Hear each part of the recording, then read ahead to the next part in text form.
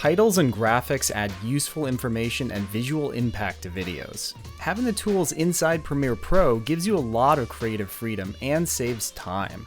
And with this update, the tools are even better.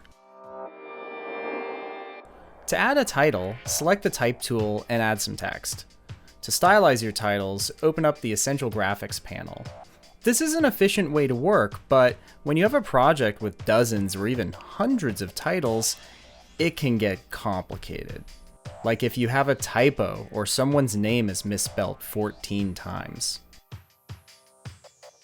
In the latest release of Premiere Pro, you can now find anything instantly and fix it on the spot. Use spell checking to correct spellings.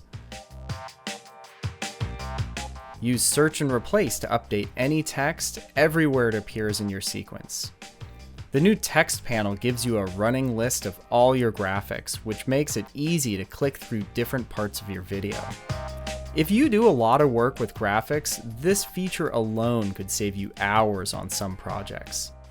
And the new universal text engine in Premiere Pro and After Effects makes it easier to work with multiple languages and scripts within the same graphics. For right to left scripts, change the script direction in the graphics panel. And that's not all. The improved shape tools are now more powerful and easier to use, with finer controls, a new polygon tool, and the ability to add and adjust rounded corners for any of your shapes. If I need to create a lower third, I can start with a shape, add some text, and save it as a motion graphics template.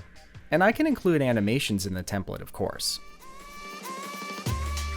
If you're already familiar with the design tools in other Adobe apps like Photoshop or Illustrator, then you know what to do in Premiere Pro. Try out the new titling and graphics tools in the latest version of Premiere Pro today.